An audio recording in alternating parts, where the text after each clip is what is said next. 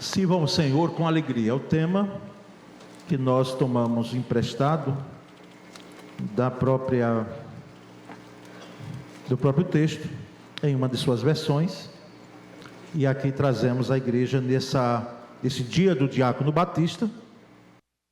Celebrai com júbilo ao Senhor todas as terras, servi ao Senhor com alegria, apresentai-vos diante dele com cântico. Sabei que o Senhor é Deus, foi Ele quem nos fez, e dele somos. Somos o seu povo e rebanho do seu pastoreio. Entrai por suas portas com ações de graças e nos seus átrios com hinos de louvor.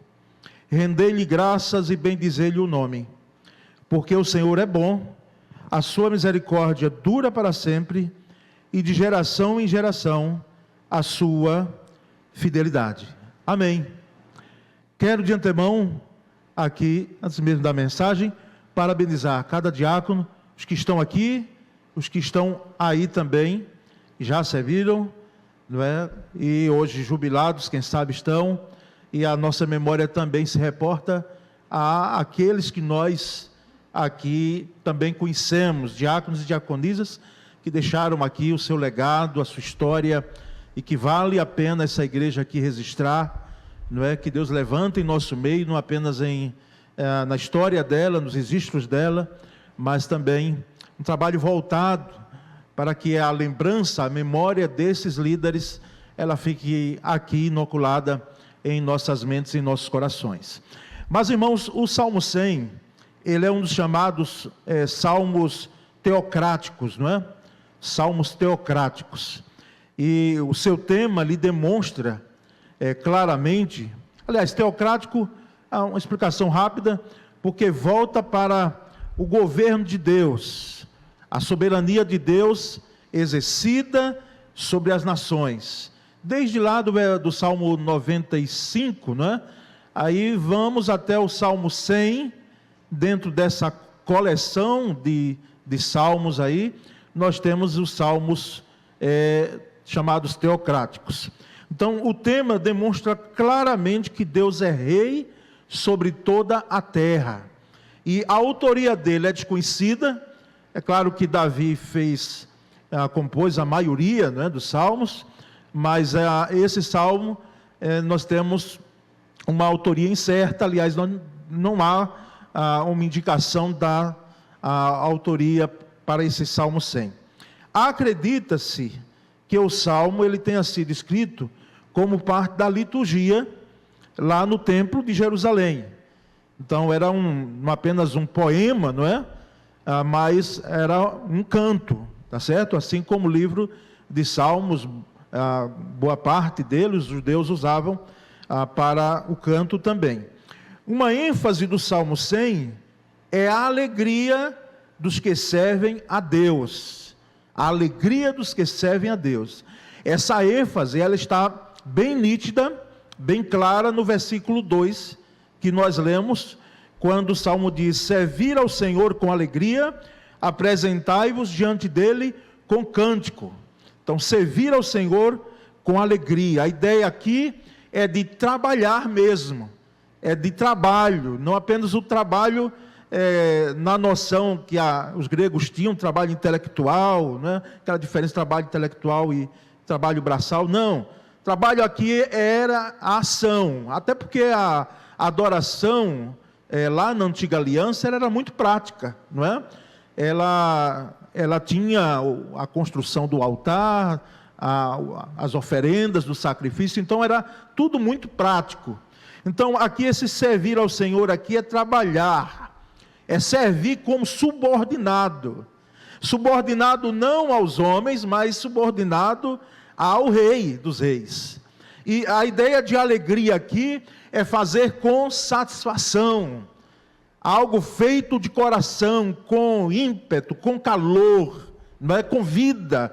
E os estudiosos da língua hebraica, que inclusive foi aqui cantado, trazem essa ideia de um servir com satisfação. Uma tradução minha seria servir sorrindo, como alguns conseguem, como o diácono Beto, cantar sorrindo, e outros que aqui se passaram, mas é servir sorrindo, não é? é servir com satisfação, mesmo que no momento aquele que serve esteja passando por sérias dificuldades dentro do âmbito humano, diante de, quem sabe, algumas lutas e provas, mas que essas lutas, provas, tribulações, elas não calam não calam a voz do adorador, daquele que canta, e nem param o serviço daquele que serve. Com alegria, então, e apresentai-vos diante dele com cântico. A ideia é de ir para dentro, é de entrar na presença do Rei, é de estar frente a frente com Ele, cara a cara com Ele, não é? É de contemplar o seu rosto, é de estar diante do Rei, na presença dEle. Então, entrai diante dEle com cântico, ou seja, traz a ideia de que estejamos em sua presença, na presença de Deus, com louvor. Aqui um rápido comentário em cima desse versículo 2, porque agora, e fazemos questão de ler um texto do Antigo Testamento, para dizer que serviço é desde lá, já viu? Serviço lá desde o Antigo Testamento, da Antiga Aliança, e parte para a Nova Aliança, para a graça, o tempo de graça, com uma dimensão outra, mas não diferenciada no seu ímpeto, na sua dedicação, mas nós aqui queremos trazer, então, pelo menos alguns aspectos pontuais em relação a esse servir ao Senhor com alegria, e num aspecto daquilo que não devemos fazer, daquilo que não devemos realizar, para que sirvamos a Deus com alegria, não devemos trilhar o caminho, os caminhos que serão apresentados aqui. E o primeiro ponto que destaco nessa palavra, é que devemos servir a Deus com alegria, sem preeminência,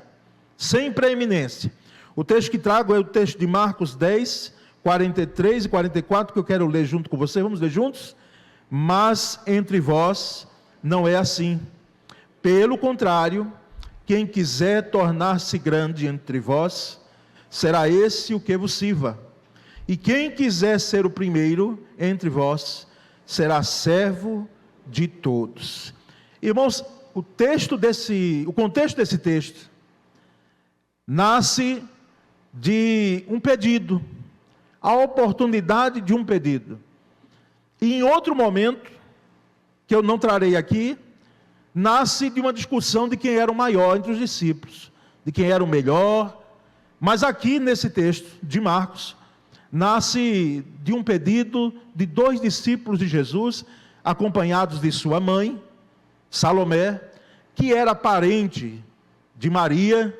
O texto de Mateus 27, 56, João 19, 25, vão dizer que Salomé, mãe de Tiago e João, 2 discípulos de Jesus, também chamados filhos do trovão, só a graça de Deus mesmo, o poder de Cristo Jesus, de transformar filhos do trovão em homens, em servos, como Tiago, que foi o primeiro a ser morto por causa do Evangelho de Cristo, através do mandato de Herodes, não é?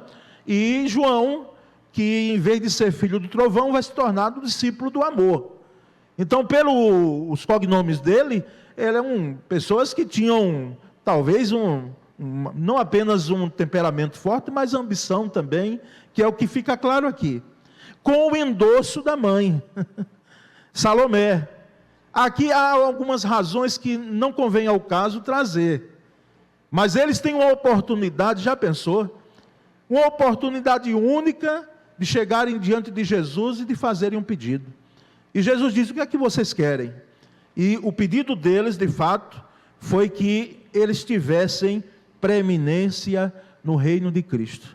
O pedido foi que um sentasse à direita do trono de Cristo e outro sentasse à esquerda. Ou seja, eles fossem ali governantes, não é? Eles pudessem estar no lugar de preeminência naquele reino de Cristo Jesus, que na mentalidade deles, irmãos, não entendo que seja um reino de glória celestial. Há quem diga que eles estavam certos de que o reino que Cristo veio implantar seria aqui na terra, destronar Roma, né? Acabar com todo aquele poderio. Imagina o exército romano, César, nas suas insanidades, muitas vezes, a grande maioria dos imperadores. Então Jesus veio para acabar com tudo isso e então implantar um reino político aqui. Estavam enganados totalmente se pensavam assim. Mas, irmãos, e inclusive essa preeminência, não é? Essa busca de tronos, essa busca de ter o domínio, essa busca de governar juntos, essa busca de ter poder, eles não sabiam de que daqui a pouco tempo desse episódio eram dois malfeitores ao lado de Cristo, uma à sua direita e outra à sua esquerda. Mas, irmãos, é impressionante que essa busca por tronos, essa busca por proeminência, ela não termina aqui nesse episódio. Ela vai acompanhando o ser humano desde que o homem é homem, e ela vem também, lamentavelmente, para os muros da igreja, para dentro da igreja. Porque tem gente que quer trono, tem gente que quer liderar a todo custo, tem gente que não sabe as implicações, quem sabe, da liderança cristã, as exigências, o comprometimento que traz uma liderança cristã, mas querem ter a preeminência, querem ter o domínio. E que tenhamos gente que lidere, porque precisamos, mas não com esse interesse. É bom, muitas vezes, sondarmos o nosso coração. O que é que o coração lá está falando, quando estamos querendo servir. Porque, às vezes, o nosso coração, ele está dizendo, olha, você vai servir porque você vai estar diante dos holofotes. Quem sabe você vai servir, não é, numa plataforma um pouco mais elevada, um terno preto, não é? Você usar, você vai ter a preeminência de alguns, preeminência e proeminência, pré e pró. E nós sabemos, irmãos, que aqui está, claro, uma forma de nós não servirmos ao Senhor. Porque enquanto esses dois discípulos, e não apenas eles, vocês vão notar, buscam tronos, governo humano, domínio, poderio, preeminência, Jesus percorre o caminho da renúncia.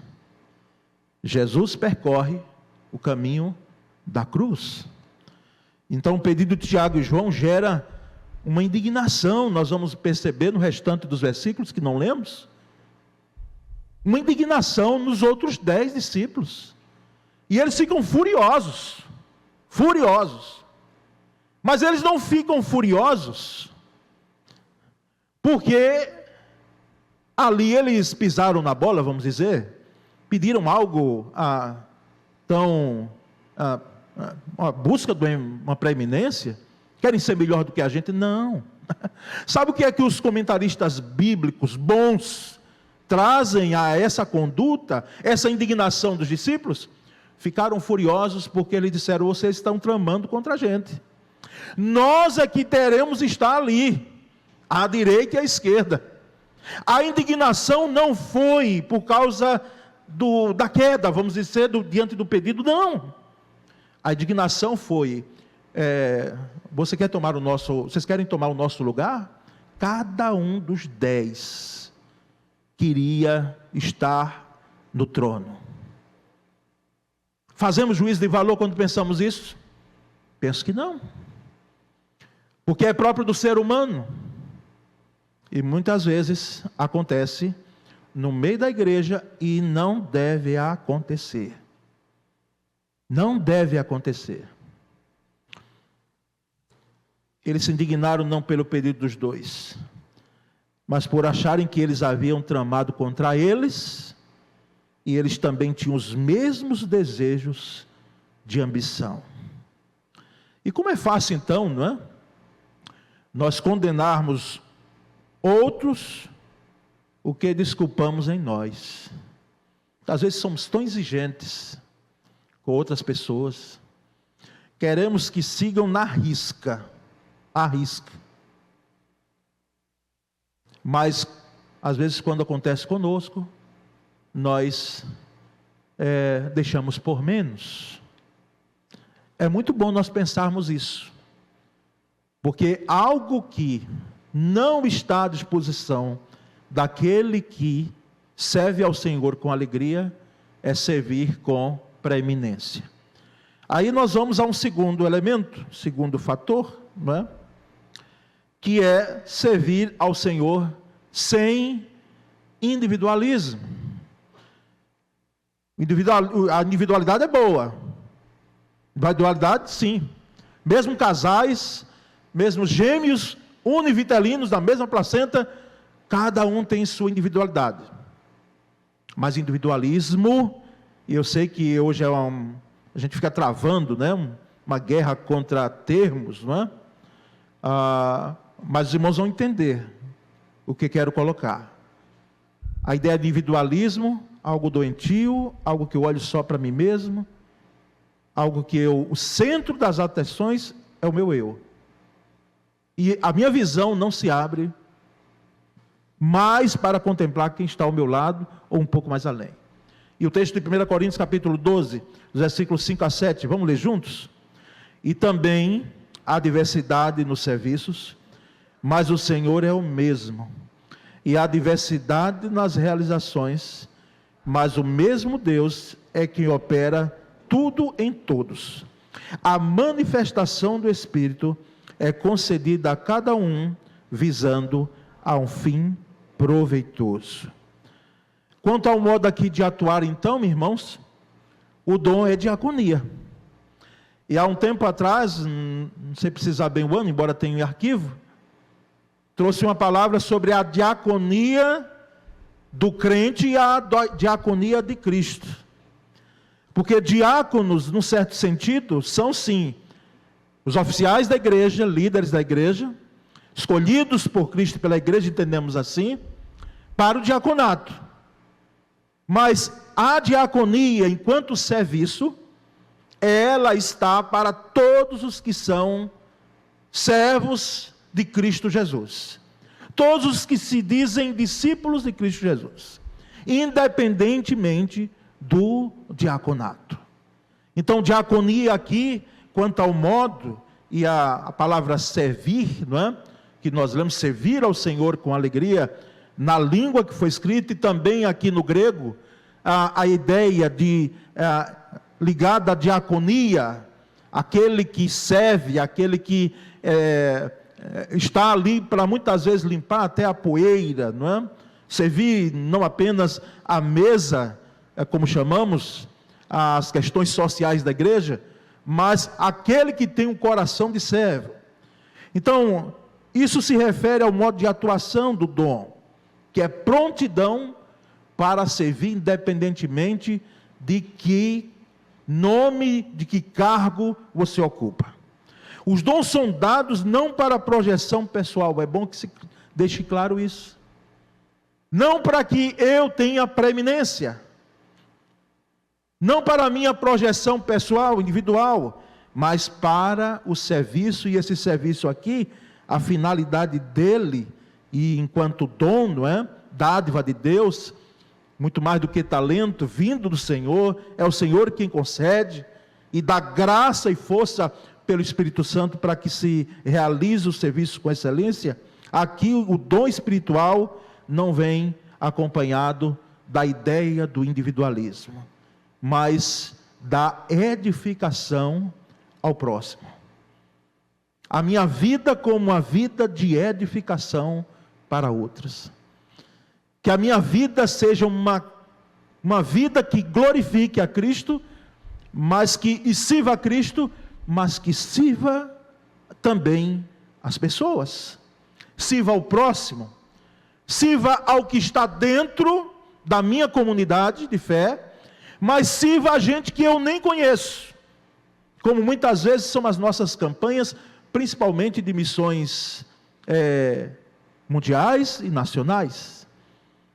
Nós oramos, nós contribuímos por gente que, quem sabe, no grande dia do Senhor, seja dito, aqui estou só alegorizando, só, aqui tem na sua conta a sua participação, com oração, com dom, talento de alguma maneira, para essa vida aqui ser alcançada pela graça de Cristo Jesus.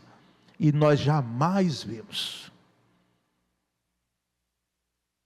Então, irmãos, sem individualismo, é uma forma que nós devemos servir.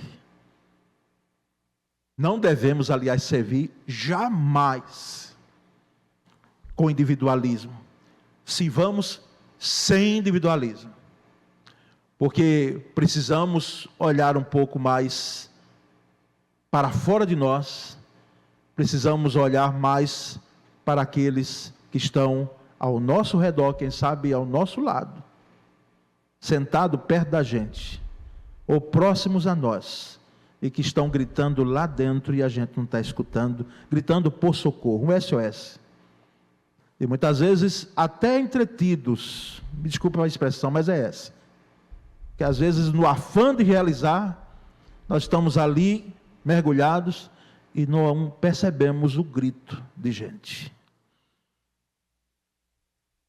O primeiro ministério, numa congregação desta igreja, a irmã que naquele tempo fazia a limpeza da congregação, serviço de limpeza, e a igreja remunerava, ela estava com 2 dias sem nada em casa. Isso chegou ao meu conhecimento. Passava a semana aqui, quando eu ia para o final de semana, isso foi chegado ao meu conhecimento. E aí eu digo, irmã, por que não falou? Por que não procurou tesoureiro aqui? Porque, irmã, pastor, muita vergonha. Muita vergonha.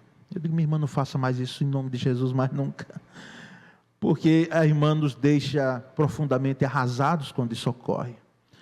Mas, irmãos, de alguma maneira, aquela mulher, ela deu algum sinal. É porque talvez nós não percebemos. Porque as pessoas falam, não é? Falam. O corpo fala, as expressões falam. E a gente, é claro que ninguém tem a condição de estar... E é pecado adivinhar, viu? Mas nós precisamos nos conhecer mais, mesmo numa comunidade como essa, para o padrão daqui numerosa, para que nós possamos olhar para o outro. Para o outro. Então, sem individualismo. Terceiro e último, sem autoglorificação. É claro que é sem autoglorificação. 1 Pedro 4, 10, 11, leiamos. Servi uns aos outros, cada um, conforme o dom que recebeu, como bons dispenseiros na multiforme graça de Deus. Se alguém fale de acordo com os oráculos de Deus. Se alguém serve, faça-o na força que Deus supre, para que em todas as coisas seja Deus glorificado por meio de Jesus Cristo, a quem pertence a glória e o domínio pelos séculos dos séculos. Amém. Servir, diaconel, tem a ver com serviço. E aqui numa forma imperativa, trazendo uma ordem, não uma opção, se queremos ou não, uns aos outros, a mutualidade que é necessária, que pode ser que tenhamos algumas Martas aqui, e temos, não apenas no nome, mas gente que quer botar tudo nos ombros e levar. Às vezes até a família, tão problemática, você bota nos ombros tudo e leva sozinho, como se você fosse uma deusa, um Deus. E quem foi que disse que nós temos condição de resolver tudo quanto é da família? Quem foi que falou isso? É claro que deve haver uma mutualidade, independentemente se dentro do seio da família, independentemente se na igreja, e na igreja temos as diferenças entre nós, mas é um servir mútuo, cada um servindo dessa forma, ou seja, ninguém ficando de fora. Esse cada um é que ninguém se ache no direito de ficar de fora, dizendo, olha, para mim está bom, e aqui vai um aviso, mas graças a Deus nem seria necessário. Para vocês que já chegaram à aposentadoria tão sonhada, não é? Depois de anos de trabalho, de contribuição e até um pouco mais além, não é? Algo que alguns aqui estão vendo e dizendo, Senhor, segura, para que não mudem mais as regras, senão nós vamos ter que aposentar com 90 anos, 100 anos, não é? Inclusive um parênteses rápido aqui, olha, se você aposentou em nome de Jesus, eu quero dizer a você, não entre em crise não, meu irmão, porque temos irmãos entre nós, e a coisa não é só nossa, de alguns que sonharam tanto com a aposentadoria, mas você acredita que depois da aposentadoria, isso foi um trampolim para que a pessoa chegasse à ideia de dizer, pronto, agora perdi o sentido de vida. E entra, e os que têm propensão à depressão, que não é frescura, é doença, não é? Aí é uma porta aberta, para algo que é maravilhoso, você está aposentado, quando muitos daqui para frente terão muitas dificuldades, você agora dizer, não, agora não tem mais o que fazer, tem muito. Se você aposentou do serviço, graças a Deus, enquanto funcionário, mas na obra de Deus ninguém se aposenta, a gente serve até o último dia do nosso fôlego, e nós percebemos então aqui que cada um ninguém fique de fora, conforme o dom que recebeu, ou seja, cada um na sua área. Não entenda de que você tem que fazer tudo, isso aí só evangelista, e quem foi aqui, eu estou olhando os pastores aqui, em algum momento da nossa vida, a gente, na congregação pequena, a gente faz tudo, canta, prega, bota som, faz isso, faz aquilo, mas é aquele momento, é aquele contexto, ninguém tem condição de fazer tudo, por mais versátil que seja. Então cada um dentro da sua área. Meu querido, se a sua área não é aquela ali, não entre não, não entre não. Bons despeceiros, ou seja, esses bons aqui, não é da bondade, é que sejam excelentes, façam com excelência, diante da multiforme graça de Deus, essa graça colorida, que é a ideia que traz o texto, multiforme, ou seja, de várias maneiras, de várias expressões, não é nada engessado, assodado, não, fechado, não. Deus se manifesta pela sua graça e misericórdia, de uma forma variada, embora sempre será pelo privo das Escrituras e através de Cristo Jesus. Mas o resultado disso, em serviço, vai sendo cada um na sua área. E no versículo 11, nós temos aqui que lemos, né? A ideia de pregação, né? Se alguém tem o dom da fala, que fale, que pregue, que não é falar apenas, é pregar a Cristo, anunciar a Cristo, anunciar o Evangelho. É o querigma. E o serviço, diaconia, se forem servir, que sirva com excelência, faça na força que Deus supre. E o texto termina dizendo que tudo isso deve ser feito sem autoglorificação, sem tocar trombetas.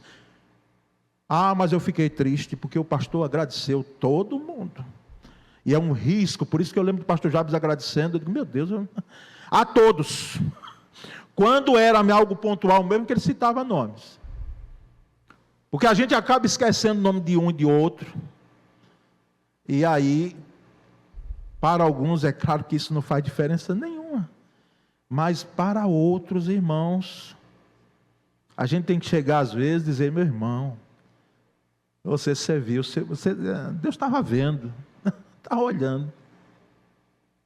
Então, sem autoglorificação, sem tocar trombeta, sem alardear, Sem dizer, olha, tira a foto aqui, faça o vídeo e poste na rede social, porque eu estou aqui servindo. Não precisa disso não. Não precisa. Primeiro porque Deus não precisa do nosso serviço. Isso está claro, né? Ele vai ser servido por mãos humanas? Não. Ele que nos deu o fôlego de vida. Agora a obra dele precisa. E é na obra que nós servimos, mas sem a autoglorificação. A glória, nós lemos aqui no versículo 11, a glória, a honra, o domínio, o poder, a exaltação, tudo isso é para Deus em Cristo Jesus. O texto diz assim. Então Deus é que deve ser engrandecido e glorificado através da nossa vida e até também através da nossa morte. Toda a glória do Senhor. 3 citações para reflexão nossa. Uma de C.S. Lewis. Certamente você realizará o propósito de Deus. Não importa como esteja agindo. Espera aí. Quando eu li logo, eu digo, meu Deus, espera aí. Não importa como esteja agindo, você realizará o propósito de Deus. Mas faz diferença se você serve como Judas ou como João. Se você serve como Judas ou como João. Pegou? É claro que Judas tinha sim restauração para ele. Não vou dizer, como eu vi numa dessas lives nossas que tivemos aí no transcorrer da pandemia, de que Judas está no céu. Não sei. Eu sei que eu, pela graça e misericórdia de Deus, vou estar lá. Porque a gente não tem o poder, irmãos, de estar colocando gente no céu e no inferno, não. Viu? Pare com isso. Vamos parar com esse negócio. Não é? É claro que os frutos denunciam, mas faz diferença, diz Lewis, como você serve, se como Judas, com interesse, ou como João, e eu diria até, colocaria aqui, com todo a vênia, né? Não está mais vivo, mas de Lewis é Pedro. Pedro, tu me amas, apacenta os meus cordeiros, ou seja, não desista. Eu chamei você para ser pescador de homem, como é que você quer voltar para ser pescador de peixe? Já foi. Segundo, nossa eficiência, sem a suficiência de Deus, é apenas deficiência. Diz Rávida. Nossa eficiência, às vezes, tudo perfeito. Nenhuma crítica surge depois. Olha, não sei o que estava desafinado, cantou errado, não é? O ventilador, aliás, que ventilador já foi, né? O ar-condicionado muito frio, muito quente, tal. Não, tudo perfeito. Música excelente, graças a Deus. Pregação sem erros de português, sem muito né, sem muitos erros gramaticais. Algo, humanamente falando, perfeito. Eficiente. E que é o que devemos ser. Estou dizendo aqui que deve ser o contrário. Mas essa eficiência, sem a suficiência de Deus no serviço, é apenas deficiência nossa. Esse pensador, ele está correto. Terceiro e último, Philip Sidney disse, não há serviço como o daquele que serve porque ama. Ou seja, não há serviço mais maravilhoso, esplendoroso, e tantos outros quantos adjetivos que quisermos colocar, daquele que serve, não por interesse, não por ele quer a preeminência, não porque ele diz, não, eu primeiro quero lá estar no trono, não é? Não para a autoglorificação, não, por amor a quem? A Cristo primeiramente. Nós devemos servir na obra de Cristo, primeiramente por amor a Cristo, por gratidão a Cristo Jesus. E nós devemos servir por amor, um amor que vai além do sentimento, um amor que é o amor de Deus derramado em nossos corações, por aquele que precisa, que muitas vezes você nem recebe, quando está ali não é para receber, é para glorificar a Deus. Você não recebe uma palavra quando se leva até umas questões sociais, uma cesta básica. Obrigado. Não. Porque quem sabe na visão dele, nós estamos no dever de fazer, e também não estamos, irmãos. Sejamos sinceros. Estamos no dever de fazer. por amor a Cristo e à obra de Cristo. Aquele que serve por amor. Por isso que devemos sondar muito bem os nossos corações e fazer a oração do salmista: Senhor, passa um pente fino no meu coração, sonda o meu coração. Não é ver se há em mim algum caminho mau, não. Pode ser, mas não é o caso agora. Vê se há em mim algum interesse no meu coração de estar servindo ao Senhor porque eu quero receber bênção. Há um cantor conhecido nosso que ele diz assim: eu não correrei atrás de bênçãos. Lembram dessa? Sei que elas vão me alcançar. Quem disse que nós servimos a Deus para ter bênção? Não. Nós servimos a Deus por amor a Cristo e nos preparamos para termos problemas, dificuldades muitas vezes no servir a Cristo. É o que a palavra diz. Mas que valerá a pena, porque essa missão, quem é que vai fazer, irmãos? O serviço que a igreja deve fazer é o Estado? Não vai. É outra instituição? Não, é a igreja. E se a igreja não fizer? Aí alguém pode dizer: não, mas as pedras clamarão. Podem levar. Sim, será feito. Mas teremos as implicações que devemos fazer por amor e não por imposição. Que a graça do Senhor, essa graça que é multiforme, ela continue inundando nossos corações para que possamos continuar servindo. Por amor. Servindo ao Cristo, e toda a glorificação seja para Deus, seja para a divindade bendita. Amém, meus irmãos? Podemos orar. Senhor Deus, nessa manhã, entendemos sim a riqueza, o privilégio de servir ao Senhor, um Deus que não precisa de nada, mas que conta conosco e nos dá uma missão, porque coloca o seu olhar de misericórdia em nós e nos fortalece para que venhamos a ser participantes dessa obra que é tua, mas é nossa. Ó Deus, concede a cada um de nós, a partir de mim, a começar em mim, coração de servo. Um coração de servo.